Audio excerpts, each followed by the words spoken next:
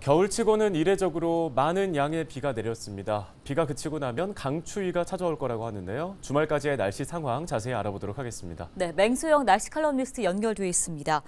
최근에 강한 비가 자주 내렸습니다. 이렇게 여름을 방불케 하는 세찬 비가 고온 현상 때문이라고 하던데요. 맞나요? 때아닌 봄 날씨에 이어서 이례적인 겨울 호우와 기록적인 폭설까지 이번 겨울 날씨가 심상치가 않은데요. 특히 강원도 향로봉에는 대설특보가 내려진 가운데 70cm가 넘는 폭설이 쏟아졌습니다. 반면 동해안은 200mm에 육박하는 강수량이 기록되는 등 때아닌 장대비가 퍼부었는데요.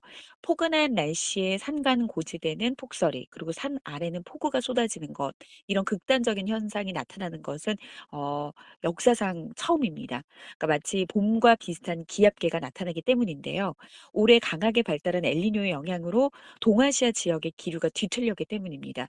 그래서 지난주부터 북쪽에 찬 공기가 아닌 남풍 계열의 따뜻한 공기가 유입된 가운데 다량의 수증기까지 유입이 되면서 비구름을 좀 겨울답지 않게 여름처럼 폭발적으로 발달시킨 겁니다.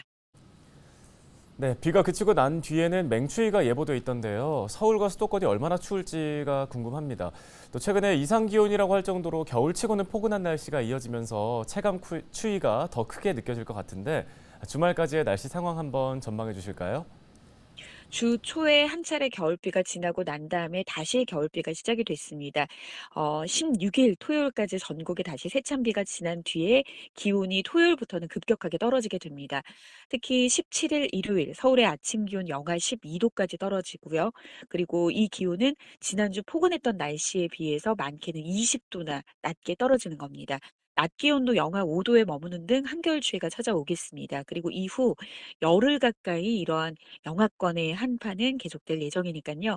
또 여기에 바람 때문에 체감 온도가 굉장히 낮습니다. 좀 추위에 대한 각별한 대비가 필요한 한 주가 되겠습니다. 네, 올 여름 돌이켜보면 많이 더웠습니다. 이런 현상이 겨울에도 영향을 줄지 궁금한데요. 올겨울 추위는 어느 정도 수준으로 지금 전망되나요? 세계 기상기구가 최근 발표한 보고서를 보면 현재 진행되고 있는 엘니뇨 현상이 적어도 내년 4월까지 이어질 것으로 전망을 하고 있습니다. 엘니뇨는 2년에서 5년마다 열대 동태평양과 중태평양의 해수면 온도가 평상시보다 높아지는 현상인데, 이렇게 엘니뇨가 발생하게 되면은 동남아시아나 호주 등지에서는 폭염과 가뭄이 발생할 확률이 높아지고요. 반대로 남미나 서아프리카에서는 홍수 위험성이 커집니다.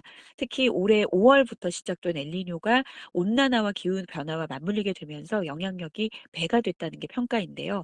특히 우리나라 같은 경우에도 엘니뇨가 나타나는 해에 겨울은 뜨겁고 강수량도 많은 패턴이 이어질 가능성이 굉장히 높습니다.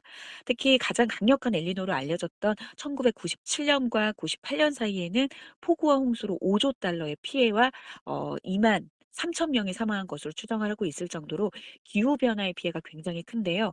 올 겨울은 좀 이례적으로 좀 뜨거운 날씨가 될 가능성이 굉장히 높지만, 그 가운데 이번처럼 북극의 한기가 몰려오는 한파까지도 병행이 될 가능성이 높기 때문에 발표되는 기상 정보에 각별히 좀 주의를 귀 기울이셔야겠습니다.